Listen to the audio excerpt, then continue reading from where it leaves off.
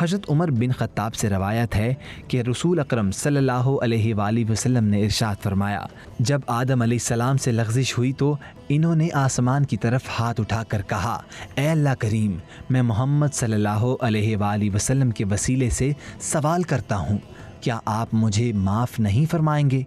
अल्लाह करीम ने वही फरमाई और पूछा, मोहम्मद कौन है?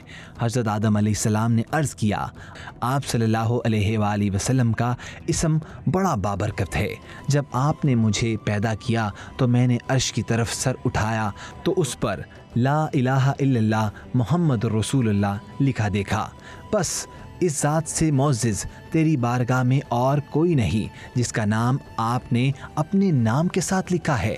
बस अल्लाह करीम ने वही फरमाई कि ये तेरी औलाद में आखिरी नबी है, तुम इसके वसीले से मुझसे दुआ करो, मैं तुम्हें माफ़ कर दूंगा, और अगर ये ना होते तो मैं तुझे भी पैदा ना करता। और फिर एक दिन जिब्राइल अमीन ज़मीन पर उतरे और आदम अलैहिस्सलाम को बारगाह इलाही से मिलने वाली माफ़ी का परवाना थमाया। आदम अलैहिस्सलाम सजदा रेज़ हो गए और अल्लाह का शुक्र अदा किया। इमाम हसन रज़ी अल्लाह ताला अन्हो से रवायत है कि जब अल्लाह ने आदम अलैहिस्सलाम की तौबा कबूल फरमाई तो फ़रिश्तों ने इन्हें मुबारकबाद दी।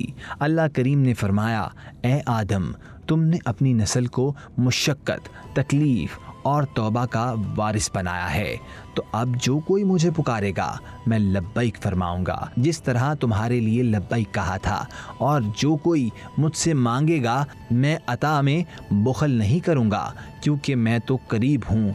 ए आदम अलैहिस्सलाम, मैं गुनाहों से तौबा करने वालों को जन्नत में जमा करूंगा और उनको उनकी दुआओं की कबूलियत के बायस कब्रों से शाद काम निकालूंगा। इसके बाद जिब्राइल इन्हें मक्का ले आए, जहां आदम अलैहिस्सलाम ने खाना काबा की बुनियाद रखी और जन्नत से लाए गए हिजर अस्वद को काबे की दीवार में नस्ब कर दिया। फिर आदम अलैहिस्सलाम ने काबा का तवाफ किया। फिर जिब्राइल अलैहिस्सलाम इन्हें जबल अरफात पर ले गए, जहां आदम अलैहिस्सलाम की मुलाकात अम्मा हव्वा से हुई। जन्नत से निकाले जाने के बाद उनकी पहली मुलाकात थी। नाफरमानी के सबब चाई पेशेमानी, तवील जुदाई और मुश्किल हालात ने दोनों को बहुत मुतासिर किया था, जिसके सबब दोनों ही एक दूसरे को पहचानने से कासिर रहे और जिब्राइल अलैहिस्सलाम को दोनों का एक दूसरे से तारुफ करवाना पड़ा। हज़रत आदम अलैहिस्सलाम और हज़रत अम्मा हव्वा की ज़मीन पर मिलने के बाद नस्ल इंसानी का सिलसिला शुरू हुआ। हज़रत अम्मा हव्वा के एक हमल से 2 बच्चे पैदा होते, जिनमें एक लड़का और दूसरी लड़की होती। अगले हमल से फिर 2 बच्चे उसी तरतीब के साथ लड़का और लड़की पैदा होते। शरीयत आदम में अल्लाह के खुसूसी हुक्म से पहले हमल से पैदा होने वाले लड़के की शादी दूसरे हमल में पैदा होने वाली लड़की से कर दी जाती, जबकि दूसरे हमल में पैदा होने वाली लड़की की शादी दूसरे हमल में पैदा होने वाले लड़के से कर दी जाती। यूं नस्ल इंसानी की तौसीह का सिलसिला चलता रहा।